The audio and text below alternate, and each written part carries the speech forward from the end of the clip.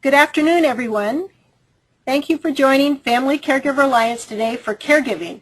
Work with your siblings to keep your life, family, and sanity intact. I'm Leah Eskenazi, staff with Family Caregiver Alliance and the organizer for this seminar.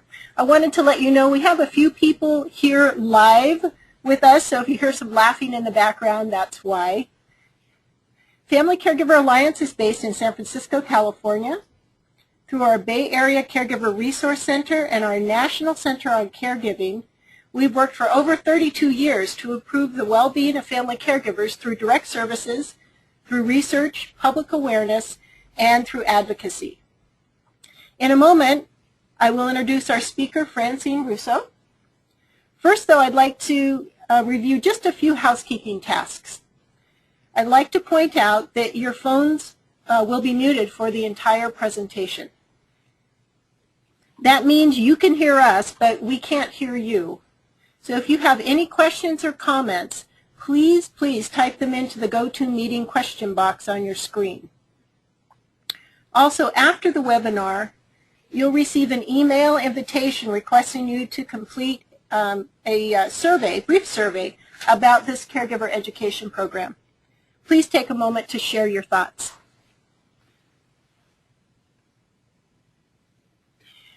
Thank you to the Palo Alto Medical Foundation and the California Department of Mental Health for their financial support for this education event. Given the number of registrants who signed up for this seminar, there must be quite a few of us seeking guidance on how to best work with siblings to care for our aging parents. So let's just take a moment and find out who's in the audience. We're going to hold a poll, and you'll see that on your screen. Let me go there right now. The first poll is asking you what your interest is in this seminar. Are you currently caring for a parent with your siblings, or are you a professional who's helping people who are caring for their parents, or are you both? So take a moment and let's go ahead and respond to that poll. You can just click on it.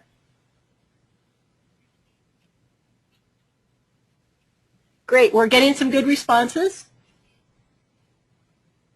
All right, I'm going to close the poll in just a moment.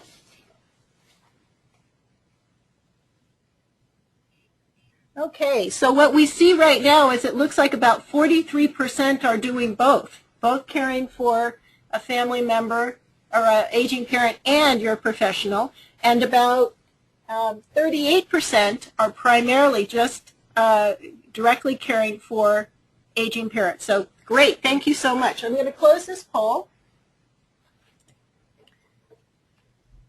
and I'm going to do one more poll, and that is, how did you hear about this seminar? All attendees are in listen-only mode. You may have received an email. You may have, let's see, did we launch that one? Let me go ahead and launch that. That one's launched? Yeah, good. Yeah, so now you can see that poll. How did you hear about it? How did you hear about this education program? And just take a moment to complete that if you would. That helps us know how effective we were in which venues for getting the word out. Take a moment to complete. Wow, 78% of you are saying you heard about it electronically. That fits for a webinar, doesn't it? Wonderful. Okay, and 15% word of mouth. Perfect. Thank you so much for responding. I'm going to close the poll. All right. So now it's my sincere pleasure to introduce our speaker. Francine Russo is the author of They're Your Parents Too: How Siblings Can Survive Their Parents Aging Without Driving Each Other Crazy. She's a widely recognized journalist who covered the Boomer Beat for Time magazine for nearly a decade and authored the Ask Francine column. She's also written for The Atlantic, the New York Times Magazine, Red Book, Family Circle, Ladies' Home Journal, Self, Glamour, and The Village Voice. You've been busy, Francine. A mother of 2 and a stepmother of 3. She has a PhD in English and lives in Manhattan. Francine, welcome. Thanks, Leah. It's a pleasure to be here.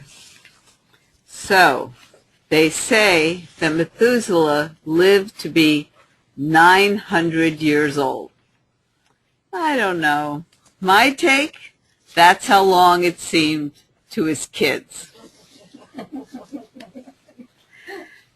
Now, coping with our parents' aging is something we expect to be hard. But why should it be so hard with our siblings? Well, let's start with a few statistics. Do you know there are more than 20 million people in this country caring for an aging parent? 20 million. Now, 91% of them say they do not share responsibilities equally with anyone. 51%, more than half, say they do it alone. So, we know from other data that 85% of them have siblings.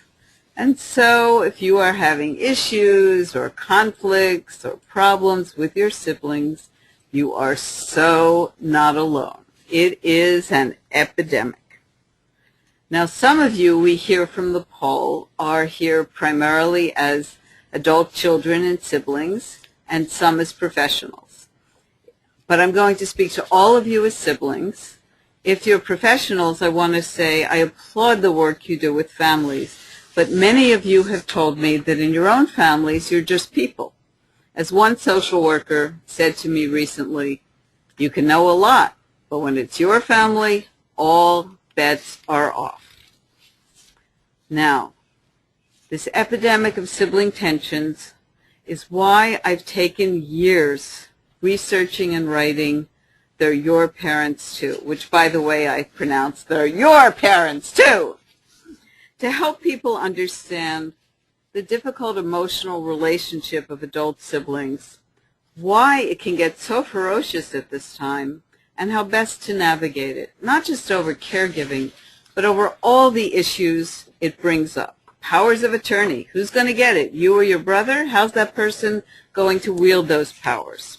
Healthcare proxies, the special emotional challenges of dementia, which is very different, end-of-life decisions, everything right through death, mourning, and inheritance, a big one, right through to the other side, which I call the sibling generation, when we and our siblings are the oldest generation of our family. Now, as you know better than anyone, I don't have to tell you this is a hard time. But there's also good news here. There are tremendous opportunities for deep satisfaction, personal growth, big time, and even closeness and connection with your siblings, even when it doesn't seem so very likely. So, why is this so challenging? Well, first of all, it's new. A generation or two ago, we did not go through this long period of caring for aging parents. Our parents are living 30 years longer than people did a couple of generations ago. 30 years. That is a greater increase in longevity than in the previous 5,000 years. It's huge. And our parents are not only living longer, but living with chronic conditions for which they need care. Now, think about your grandma. If she was like my grandma and she lived to be old, well, maybe that was 80. And probably she was pretty healthy most of that time, and maybe she got sick at the end, a few months, maybe she went in the hospital, and grandma died. Well, now, because of the miracles of medical science and many other factors, grandma is not only living longer, but she's living with conditions from which my grandma would have died. And she needs a lot of help. But because of all the social revolutions of the 20th century, remember the 60s, the 70s, women as well as men are in the workplace. We have complicated family lives, and we live everywhere. And so just when there's a greater need for caregivers, there are fewer available caregivers.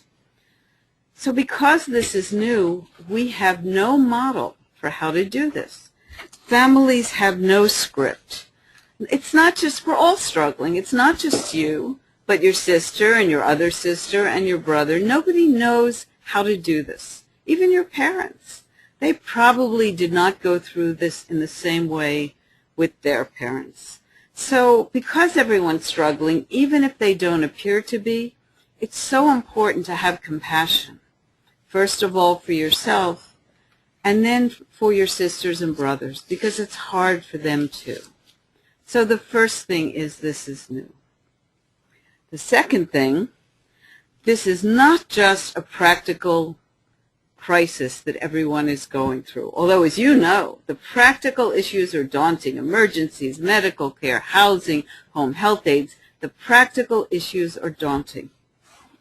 But this is also a major emotional crisis for the whole family and for every person in it.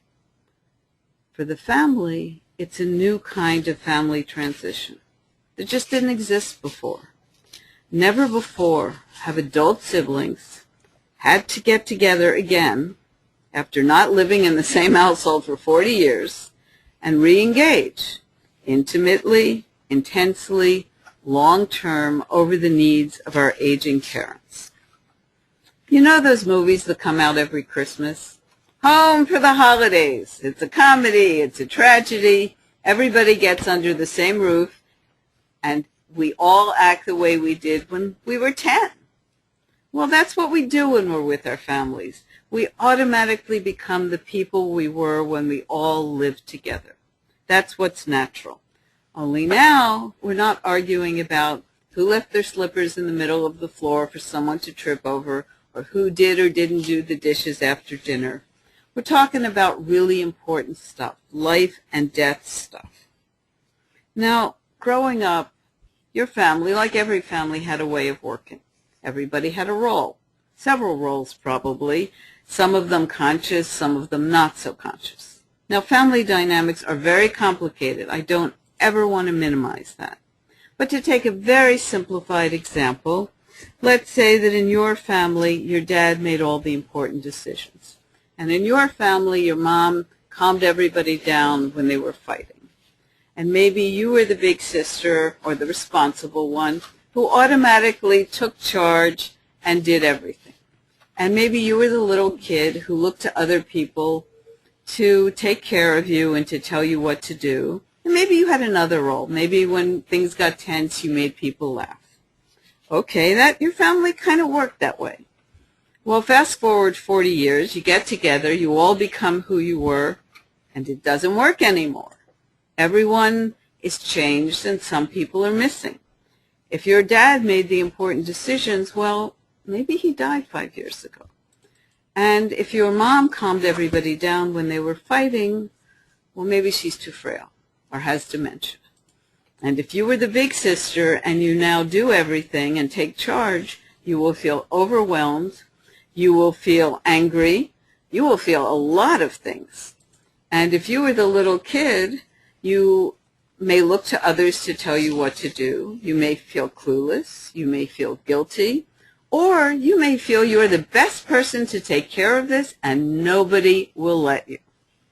So families need to adapt, but that can be really hard for families. So it may be helpful to take a fresh look at these roles and at your siblings' roles, because our parents create these labels for us, which may be based on some kind of reality or maybe nothing at all. They may assign a label for all kinds of reasons. Who was born first? Who was born last? Who reminds mom of her sister, whom she loved or hated? Or who's closest to dad in personality? And that will depend on, a lot will depend on how mom feels about dad. So, whatever the reasons for these roles, it's important to re-examine them now.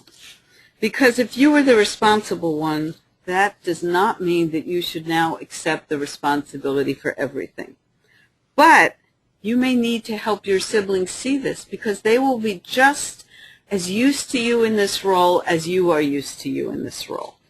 And also, if you regard your siblings as less capable because that's the label they had, or because they were little, well, you may get less help from them thinking of them in that way.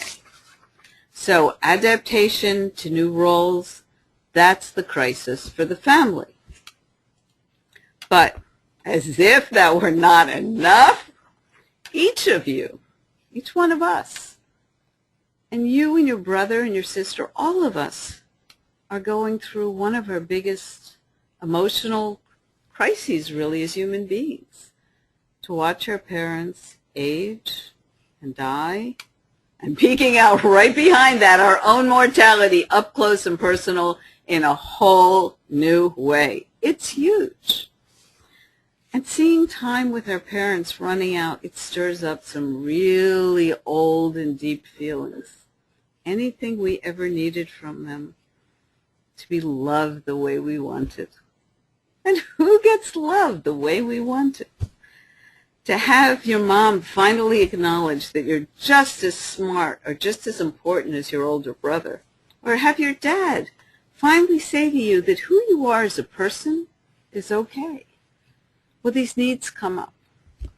You may not be conscious of them, but they're there. They're stirred up. And not just in you, but in your sister and your other sister and your brother. And then suddenly, this thing that you put behind you decades ago, or you thought you did, is back. Sibling rivalry rising from the deep. It's back. Now, as I say, you may not be conscious of it, but there are clues. Let's say you and your sister are having a discussion about, is mom safe at home, or should she move to assisted living? And that discussion becomes an argument, and that argument becomes ferocious, and you're thinking, you might even be saying, she doesn't care about mom. She doesn't care if she falls in that old house and dies. Well, whoa! I say that's a time to take a step back, because you're not just arguing about where mom should live. You're arguing about which one of us understands mom best. Which one of us cares more? Which one of us will be loved most? And if you understand that, that can really help you communicate better and make better decisions. Now, I'd like to tell you my story. And I'd like to tell you that I did this well. But that would be a lie. Everything I just told you, everything I put in my book, I didn't know any of it. I was completely clueless. I was the sister. I might be the sister you love to hate. I was the one who was uninvolved, who lived far away.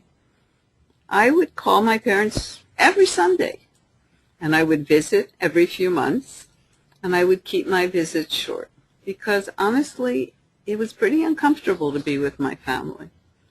My mother was not the most loving person. She was harsh, she was judgmental, controlling. My dad was really sweet, but he took whatever she dished out and he worshipped her, which was painful for me to see. And my sister, my younger sister, now she will have a completely different view of this, and her view will be just as valid as mine. But I believe that from the day she was born, she was pissed off at me. She was convinced that she got the short end of the stick.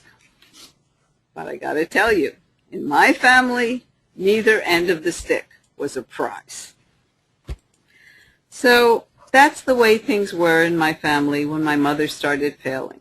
She was in a nursing home the last year of her life. I had my own complicated life. I was widowed, I had children, I was working. The important thing is that no one asked me to do anything, and I did not volunteer. The only thing that changed was the emotional temperature.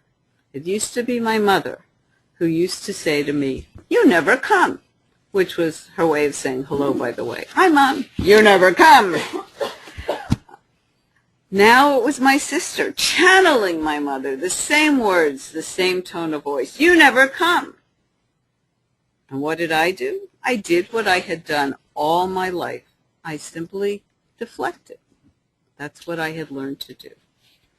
It wasn't until my mother's funeral that I saw my dad and my sister sobbing, clinging together, holding each other up, that I got my first hint of the horrible ordeal they had been through without any support from me.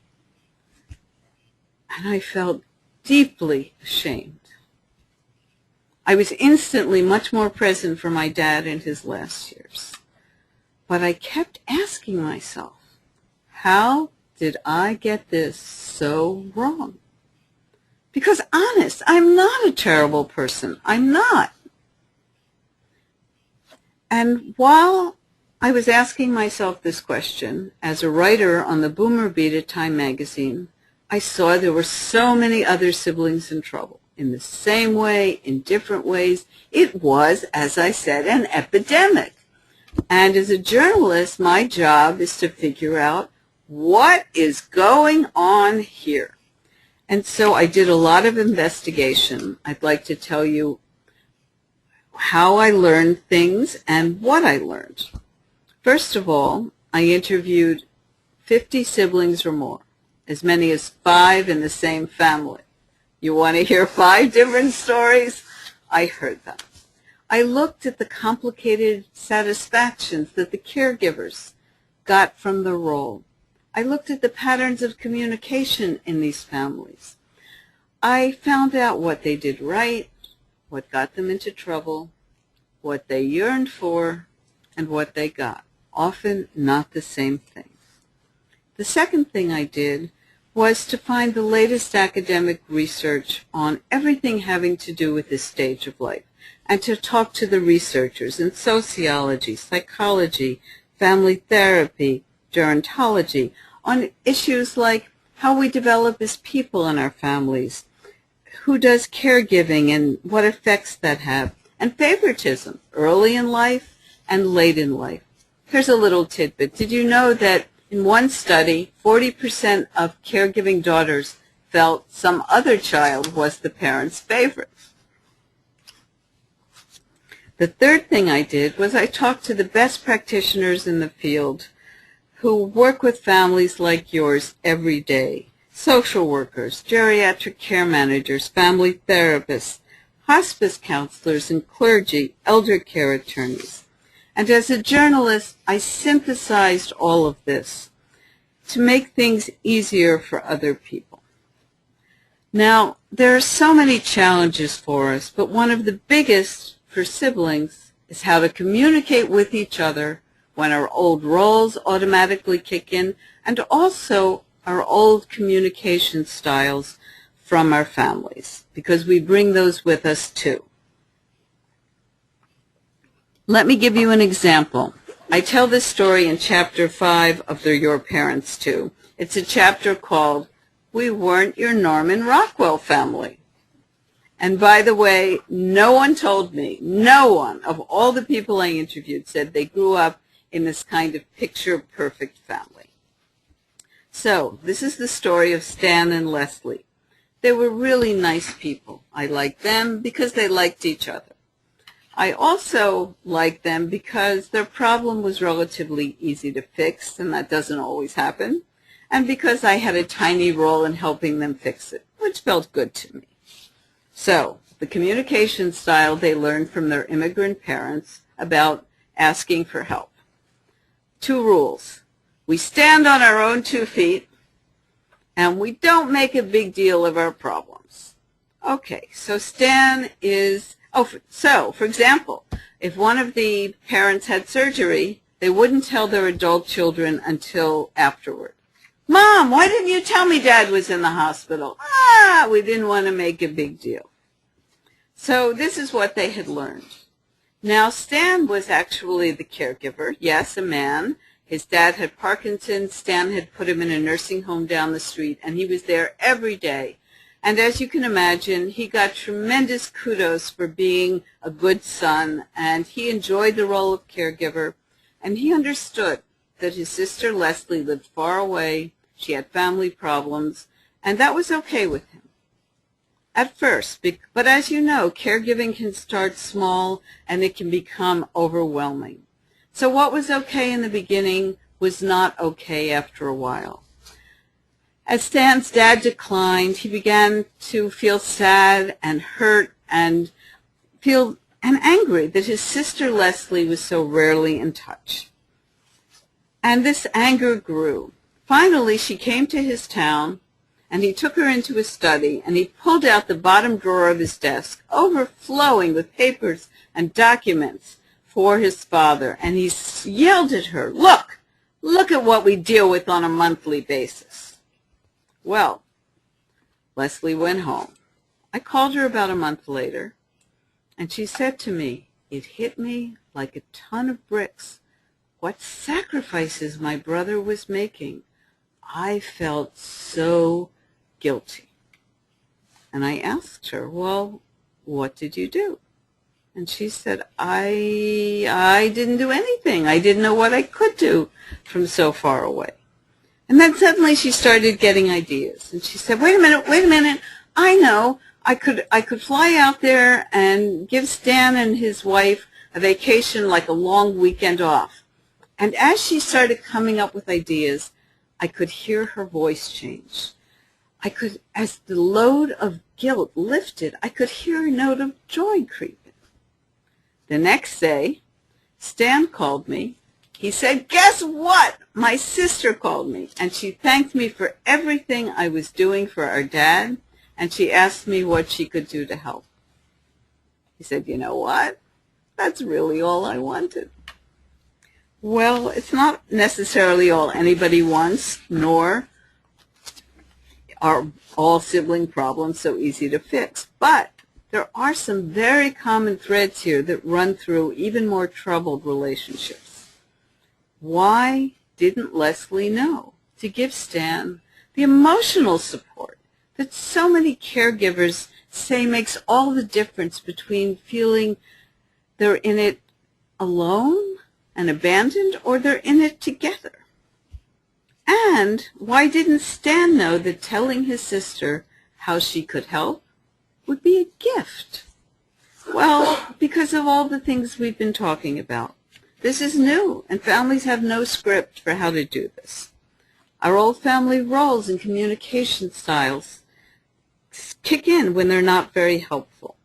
But they also fell into some very common sibling traps, as did my sister and I, as do so many people. Yet, if you're aware of them, you have a much better chance of avoiding them. Because every interaction between siblings is an interaction between two people at least. And if even one person, you, change your attitude or what you do even a tiny bit, that can change the whole interaction. So, these are the traps. Trap 1. And this is for the whole family, which is waiting until there's a crisis before talking about how this care and all the related things will be managed. And also not including everyone. It may seem to you, oh, my brother doesn't care. Oh, my sister never even checks in. She doesn't care. But I assure you that sooner or later these sisters and brothers will show up and they will have an opinion. And it's much better to include them now, even if they don't seem interested. And I've heard tremendous bitterness arise from the siblings who felt they were excluded. Trap 2.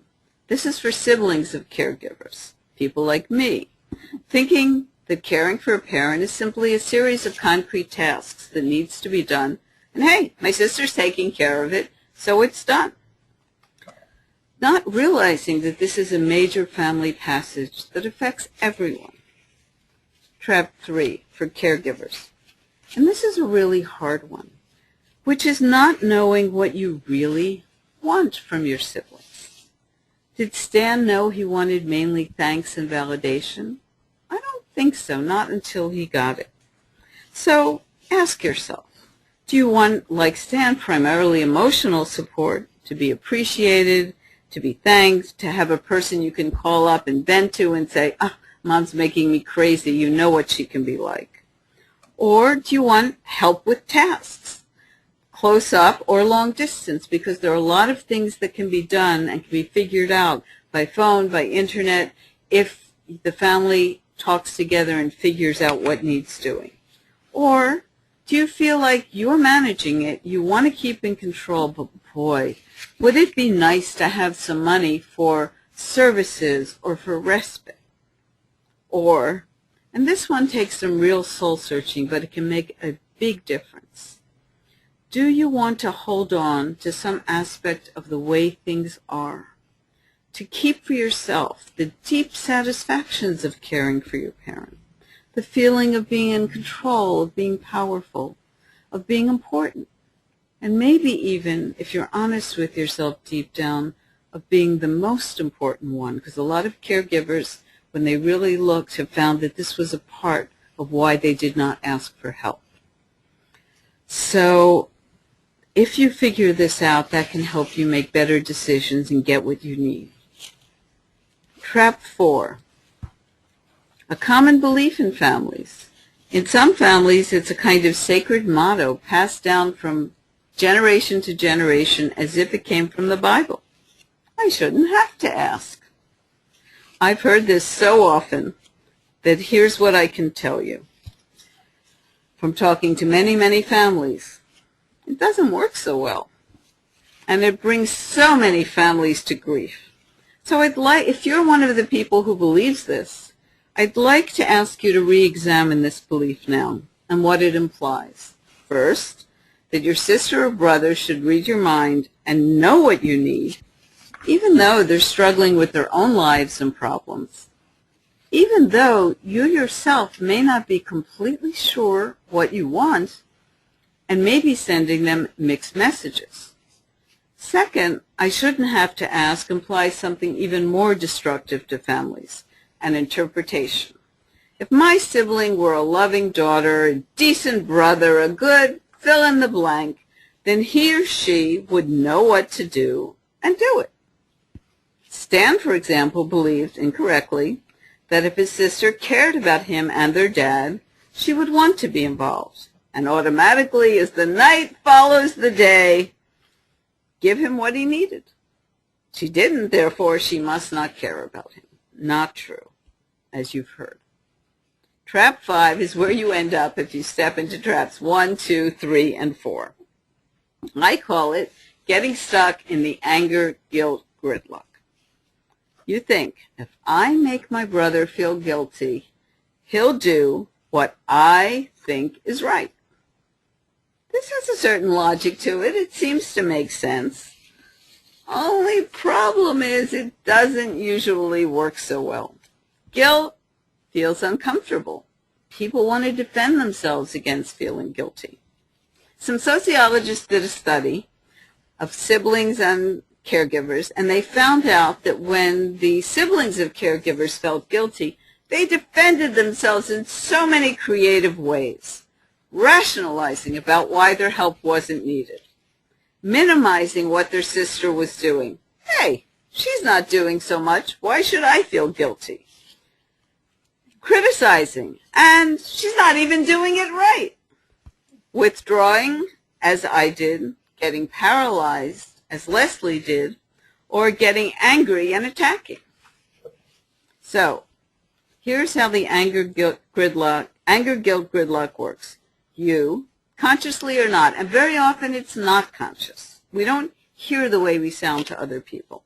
So you, consciously or not, say or do things that make your sibling feel guilty.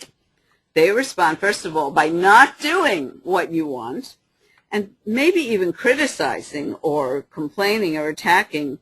You feel more resentful and angry.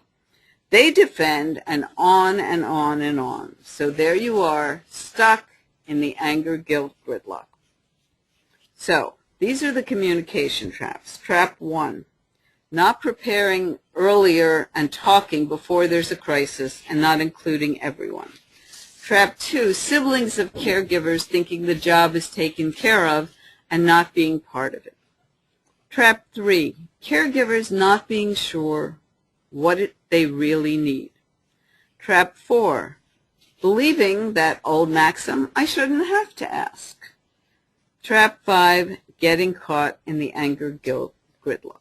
So, you're there. You're stuck. Is it possible to get out? Again, I want to say that family dynamics are very complex.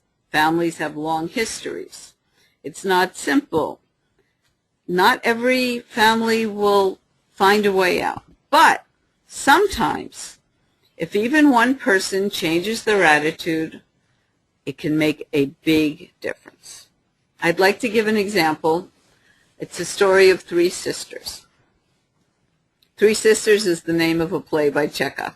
This is not that play. However, there was drama in the story, and as in Chekhov, most of it was unspoken. It was seething under the surface. Catherine, Sharon, and Evie are the three sisters. They were great people, and they were very fond of each other, which is what makes this story so sad in a way. Catherine was the middle sister. She was her mom's soulmate. Whatever her mom thought, she agreed. Whatever her mom wanted, she did it. They were a good church-going family. Catherine married the minister's son. How good is that? Her older sister, Sharon, she was the rebel. She started fighting her mom from the terrible twos into her 60s, which she was now, and she was still fighting her mom when her mom got old. Little sister Evie, she was a lot younger, and she had learned a trick. She had learned you don't have to do everything mom wants as long as you keep quiet about it. So those were the three sisters. When mom was widowed, Catherine said, I think mom should move in with me. Everyone thought this was a great idea. And it worked. Catherine had a supportive husband. Her kids were teenagers. They were in school. She had a back room. It worked for a long time. Then her mom had a stroke. And her mom declined to the point where she really wasn't communicative at all. Catherine could afford some help, but it was exhausting, and more it was sad. And Catherine was lonely, and she missed her sisters. So here's what she did. She sent them magazine articles about how hard it is to care for an aging parent. Then every once in a while she would call them up and say, Mom needs more attention from you, even though they knew perfectly well their mother didn't even know they were there when they came. But twice a year she would call them and say, we have to be out of town for a week, June 4th, June 14th, could one of you come? And one of them always said yes. And yet, when I spoke to Catherine, it was 1 year from their mom's funeral, almost to the day. These sisters who loved each other had not spoken for a whole year. Catherine said, my sisters were remarkably not there for me. She felt abandoned. She felt angry. She felt hurt. So she and I talked for a while, and I got from her some of the information that I've just told you about their situation. What she had asked for, what she had gotten, what she had done, what she had not done. And then about a week later, she called me, and she said, I realized I had a role in what I did or did not get from my sisters. I had a role. Now, she didn't stop being hurt, and she didn't stop being angry, but she found an opening out of the anger, guilt, gridlock.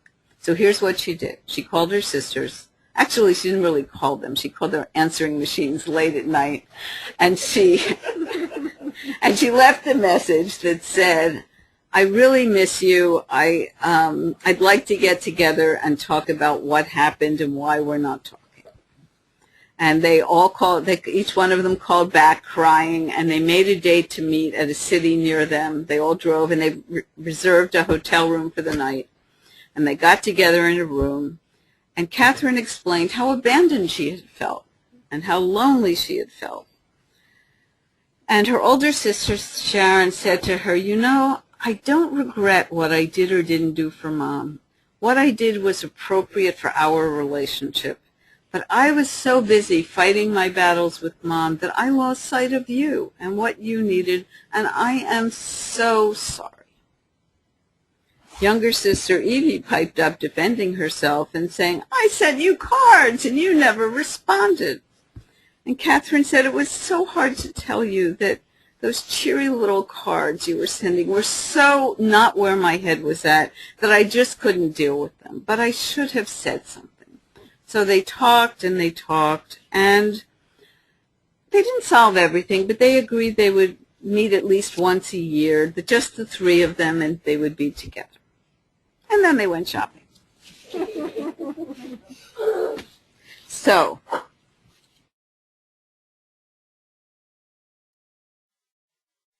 first of all, figured out what it is you want. Second, you're willing to ask for it, which is a biggie. Now, let me acknowledge, first of all, that it's hard to ask for help. It's a cultural thing. It's a woman's thing. It's not just a woman's thing, and it's the family communication thing, what we've learned in our families. But if ever there was a time when it was the right thing to do to ask for help, this is it. So, if you've decided you're willing to ask, what are the most effective ways to ask? Well, I can tell you what worked in the families I interviewed who had less trouble with all of this. Don't hint, ask directly. Sending magazine articles. Usually when I speak in front of a big live audience, I get a lot of laughter. I don't know how many people have sent or received magazine articles. You wouldn't think the magazine industry would be in such a dive because there seems to be a lot of this. But in any case, sending a magazine article or complaining lets your siblings know that you're doing something hard and that you're unhappy. But it doesn't tell them what you want.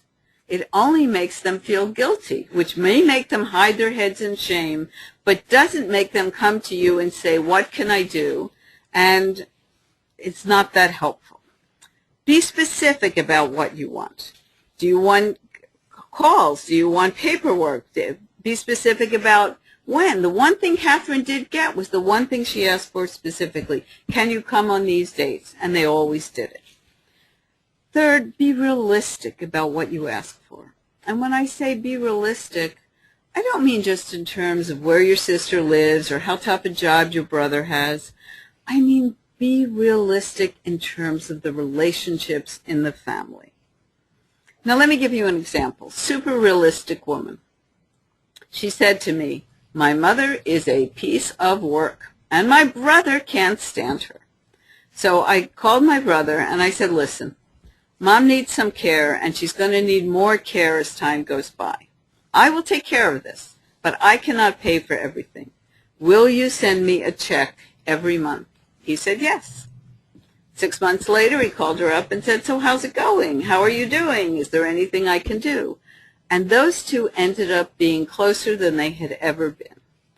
What she did is important. What she didn't do is also important. She didn't tell him he was a bad son because he didn't feel the way she did about their mother, or how dare he feel not love or anger or resentment or whatever. And she didn't say, "You're a bad brother because you're not sharing the care with me." She recognized the reality of what the relationships were, and she asked for what he could give, and she got it. Now, I want to acknowledge that being realistic about our families can be hard. It can be one of the hardest things there is. Because sometimes the reality is that no matter what you do, you will never make your mother happy. Maybe she wasn't happy to begin with, and even if she was, maybe her losses and what's going on in her life have made her sad, and you can't fix it, and you never will. But you can make yourself miserable trying. It may be that no matter how you have yearned to be closer to your brother, it will not happen, not now, not ever. But recognizing these realities can be a relief and can help you make much better decisions and help you get what it's possible to get. And if your family is in deep conflict, I say call in the ref. Here at the Family Caregiver Alliance, there are social workers, and there are many referrals they can give you to social workers, geriatric care managers, mediators, people who can help your family. And it's not, and professionals have told me they have called in other professionals to help with their family because in their own families, as I said, they're just people. One social worker said to me last week, I helped so many families, but when it was my family, my feelings made me feel like a deer in the headlights. So I say, get help from outside. Nobody should be embarrassed. And do it sooner rather than later. When you're at each other's throats, it's much harder to make progress than when you're not, than when you're just beginning to disagree or just beginning to talk. And one of the things that an outsider can do is make the reality objective. For example, what does mom actually need? Who can contribute without a lot of, guilt and anger? You never did. You never felt. You didn't show up. Make it, have somebody from outside the family do this. I know that my sister and I sure could have used some help. And before I answered your questions, I thought maybe you were curious and find out what happened with me and my sister. Now, as I mentioned, I was instantly much better with my dad in his last years, and they were good years. We were really lucky. He had a girlfriend, and they went on cruises, and he lived in his own home. He had plenty of medical problems, and it was mostly my sister who did a fabulous job. She worked in a hospital. She had a team of experts there for his every ache and pain. But my dad lived on his own, and he died at home. I got the call not from my sister, but from my sister's best friend. She said, it was early one morning, and she said, Hun, they're from Philadelphia, so they all call each other Hun. Hun, I'm sorry to tell you this, but your dad passed away last night. And while I was trying to absorb the shock, I really loved my daddy. While I was trying to absorb the shock, I could hear my sister in the background crying and saying, is she coming? Is she coming? I said, of course I'm coming. Of course I'm coming. And when I got there, she threw her arms around me, and she said, we're the only ones left. Well, I'd like to tell you that from that moment forth, our relationship was fixed. It was not so easy. But I regretted what I had not done. And so I made efforts. I went down to see her and her husband. I invited her up when my kids were in town. And then one day, you know how when you have something really difficult and important to say, you write it and rewrite it in your head, in the bathtub, when you're going to sleep?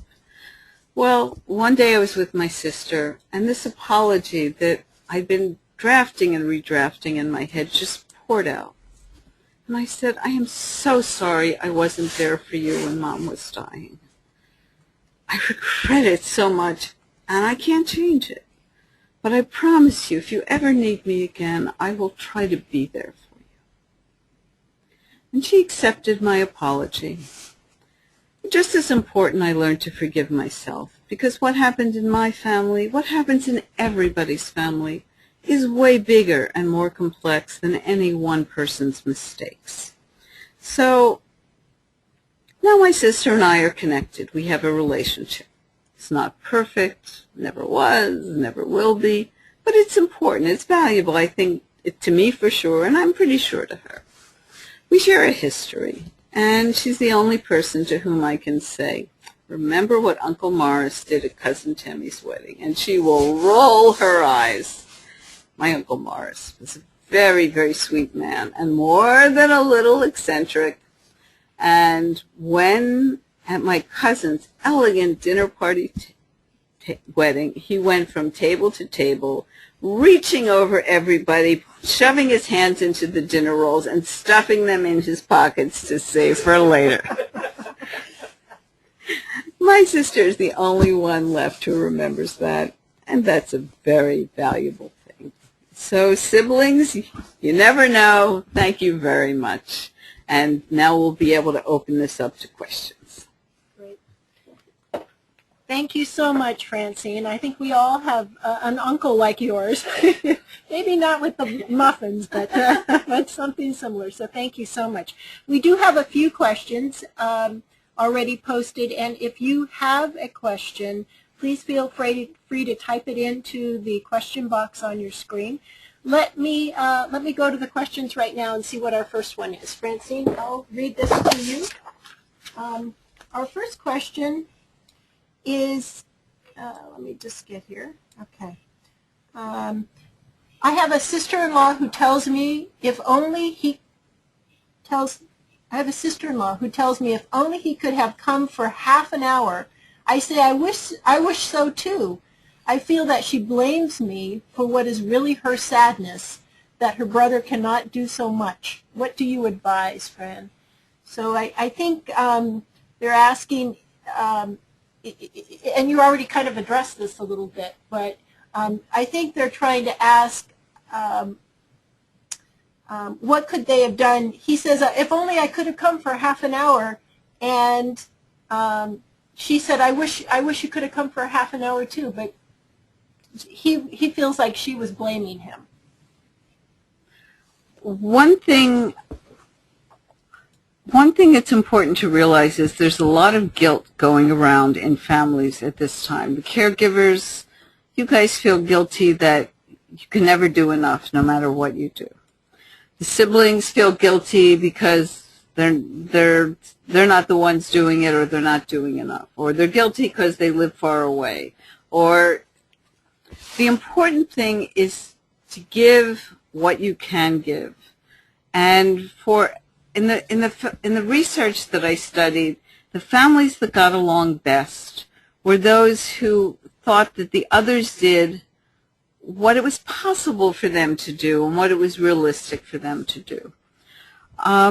The person who wishes they could come for a half an hour, I would say, if they actually can't come for a half an hour, emotional support can be given over the telephone. I know families where they not only call, but they send little gifts. There are many ways to show emotional support and say, I'm in there with you. And nowadays, with technology, hey, you can even Skype and, show your sympathetic face, and even show the parent if the parent is at home, or even from the hospital bed. I know somebody who, keeps Skype next to mom so they can just call the brother instead of the sister. But I would say thank you. If you think the other person's blaming them, say thank you for what you're giving. And, if you could do X or Y, that'd be great. But if you can't, I love what you're doing. Here's another question, Francine. And again, you addressed this a little bit, but as a caregiver, what if you're not sure what type of help you need or what type of help is available from your siblings? Well, I think the question of what kind of help you need probably, one, requires you to go down the list of what you do, but also to consult with your local professional. And I think, again, the Family Caregiver Alliance could be helpful here to talk about what your parents' needs are, what resources, especially what resources are available, because you can find many referrals and many resources here. Leah, do you want to add something to that? Well, thank you for giving a plug for Family Caregiver Alliance, Francine. We do take calls. We provide direct services locally through the San Francisco Bay Area and have a team of social workers that will come to people's homes and meet with them and maybe even hold a family meeting as needed. Perfect. But we also through our National Center on Caregiving, can respond to callers calling from any state in the United States. And we have a wealth of resources that we could offer in that realm as well. I think you addressed it well, that sometimes you just need to talk to somebody. And if you can talk to a professional who has the knowledge about family systems, which social workers have a great knowledge of that, you can get a great deal of help trying to sort out what your family system is and what might work best. So, you ready for another question? Yes. Okay, great. How can one best handle a sibling who lives at a distance but who judges and criticizes my decisions about mom's care and who often creates obstacles when they do help? This is a very typical problem. It's so typical that professionals, and perhaps you've heard this too, have a name for these folks. They're called white knights or fly-ins. They come in to rescue mom from a fate worse than death, my sister. A lot of this has to do with guilt, a sibling feeling guilty that they're not doing it, and they're defending themselves against feeling guilty. So try not to take it too personally. Sometimes it has to do with feeling excluded. And it may help if you were to hold a family meeting, best of all with a professional, and include this sibling and all the siblings and let them have a voice, because people who have a voice and see the realities of what you're dealing with are, I think, less likely to criticize. So try that. Okay, here's another question. What can a sibling do to break through to support a caregiver who is holding on to everything and determined to do it alone? You talked a little bit about this as well. Right. That's a tough one. There are a lot of complicated satisfactions that caregivers get from the roles, and some of them are really help them get through it, to feel they're doing a worthwhile thing, that they're giving back love. Others are more complicated, and but they need to. There's something they need from it that they're holding on to. But one thing you can almost always give this caregiver is emotional support and appreciation. And that may be an opening if you keep that going, rather than why won't you let me help, or or second guessing.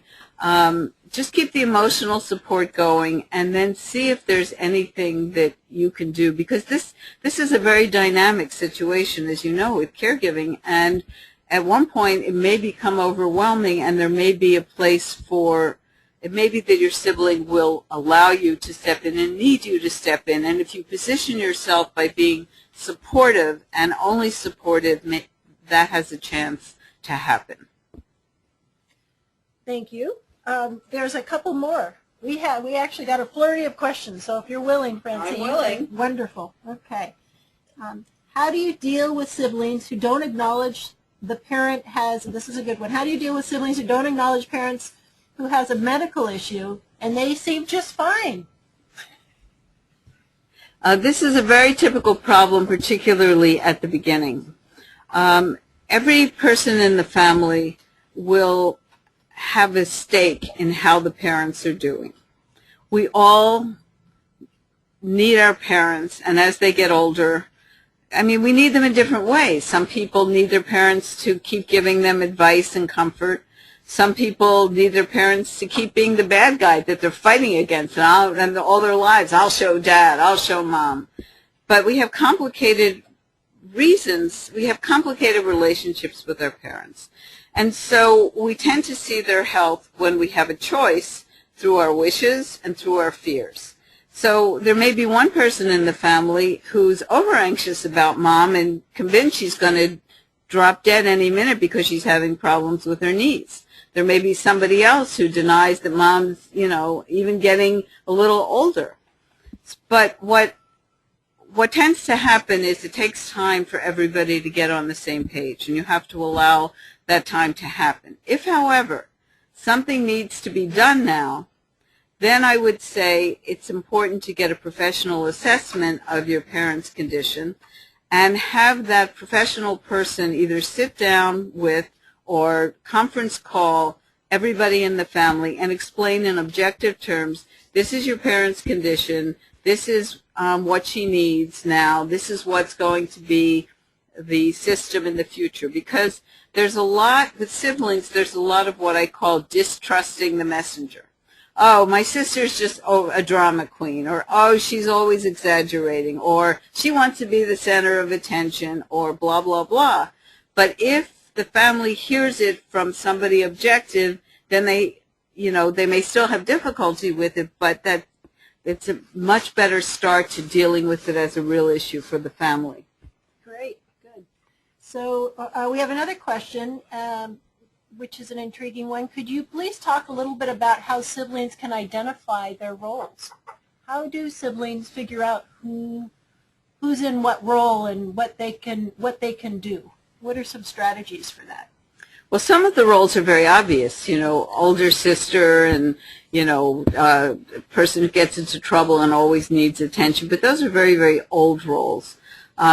Sometimes, if the siblings get along well, they can sit down and ask each other, how did you see me in the family? And then, and try not to be defensive about it, but even make it into a joke and then say, okay, let's start with the fact that we're all adults now. And, I have heard younger siblings say to me, I'm still treated, I'm 5 years younger, I'm still treated like I'm 10 instead of like I'm 48. And I have all this knowledge and nobody's paying attention. So, try to do that among yourselves. And then if that doesn't work, if you have conflict about it, I would say it's time, before you get into conflict, bring in a professional to say, okay, this is going to be a big job. Let's see what each person in the family can contribute. It may go according to, and birth order is not the way it should go. It should go according to who has expertise, who's going to be around, who has time. There will be many factors that will be included aside from, the roles you had as children, but actually the most important thing is to struggle yourself with what your role was. If you're the one who's doing everything, then you need to examine this role and see whether that's something you need to keep on doing, because it probably won't serve you anymore. Maybe it won't serve your parent or the family either. And here's another way to look at roles. Once they've figured out who they are and maybe what they're slotted to be, how do they go beyond that and figure out what role they actually can play to support their mom and dad? In other words, how do they figure out who's going to take care of bringing someone to appointments and who's going to be the emotional support? Is there any good strategy for that, or is that a family meeting kind of thing? I think there's a family meeting kind of thing, and that also depends a lot on logistics. But I think that, and the parents play a big role in this, both in assuming who should do things and then perhaps loading it all on one child. That is very typical. So the siblings need to get together sometimes and kind of go behind mom and dad's back, but basically just getting on the same page. I think that I'm thinking about powers of attorney and how they're assigned, so that when I think about my own children, I have two daughters, and one of them is very good with money, and she got her own mortgage when she was 28, and she has her own house. The other one's kind of a free spirit and an artist, and it took forever before she could deal with a bank account. And so I thought, okay, my older daughter clearly makes sense to be my financial power of attorney. And I went to my younger daughter and I said, look, here's this job. It involves dealing with banks, paperwork, blah, blah, blah, blah, blah. I can give it to you, or I can give it to you. I don't want any part of it, she said. And so sometimes these things come naturally.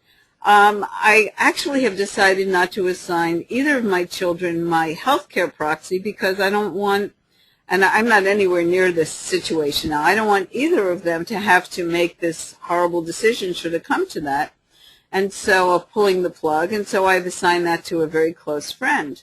But I also thought about my younger daughter being the person to decide whether my suffering should be ended, and I remembered when her cat was 18 years old and could barely clean itself, and the vet said, "You have to put this cat down. It's just cruel."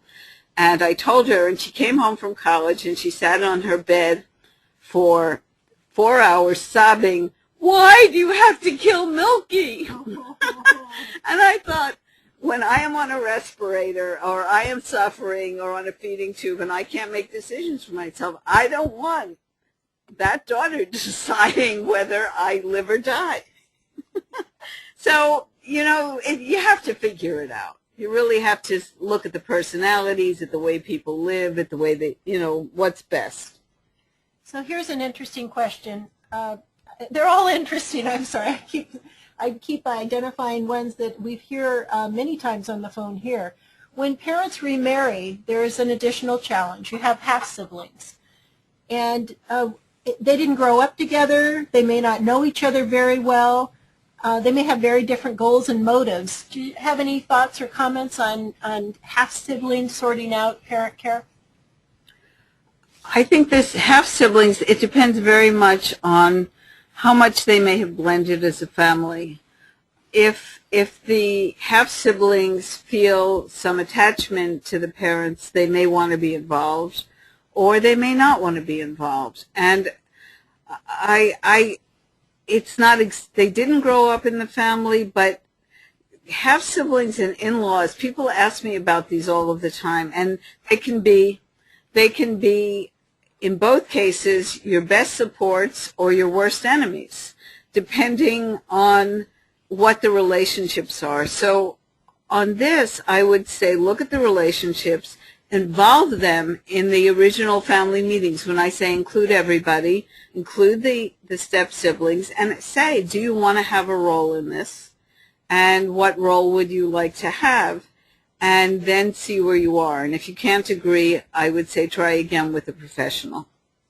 And there's a follow-up question somebody also asked about, what about neighbors and friends? And so maybe your same response might apply to that as well. You decide who you want to include and who you want to have a say and who you don't want to have a say, basically. Yes, when I say family, the family meeting can include what some psychologists call the psychological family, the close circle of people who will be there for you or will be there for your parents. And that can be in-laws, it can be neighbors, it can be close friends, and together you can figure that out. I think we have time just for one or maybe two more questions. So let me ask you this one. This person says she finds it fascinating that her mother-in-law expresses different things to different siblings. You want to talk about that for just a moment? Yes. This is a very typical situation. Parents tell each kid different things. At the beginning, it's, you know, you have one sibling who flies in from out of town and says, "How are you doing, Mom?" And Mom says, "I'm great. I couldn't be better." And in fact, Mom feels great and looks great because she hasn't seen this kid for a long time and she's really up.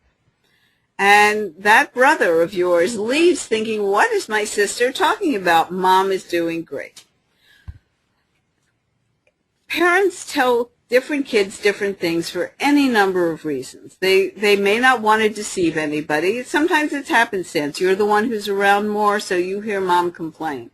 You know, this hurts, that hurts, I can't see so well. You're the one who hears it.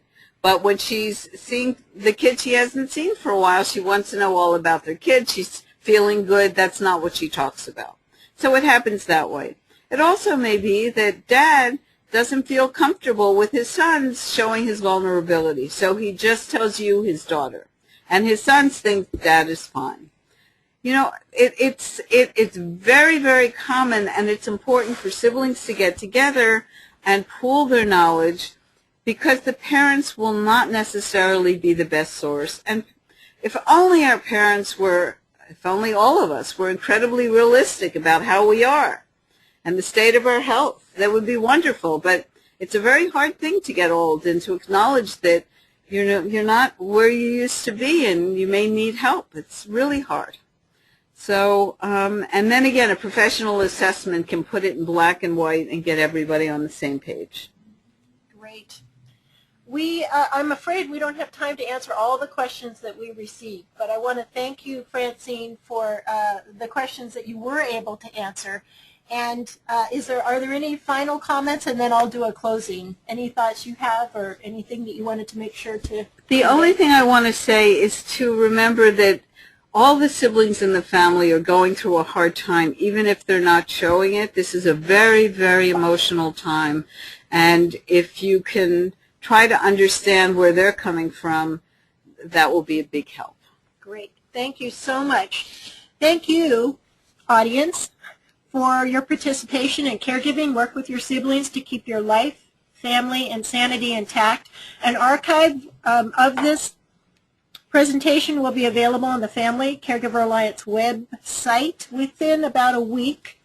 Also, I wanted to let you know that we're working on a companion fact sheet that will be available soon, and that will also be available on the website. Please feel free to contact Family Caregiver. I can't even say our organization. Please feel free to contact Family Caregiver Alliance with your caregiver questions or concerns. Our 1-800 number is on the slide on your screen, and our email address is there as well. Our website is www.caregiver.org. Again, thank you for joining us today. The seminar is now over.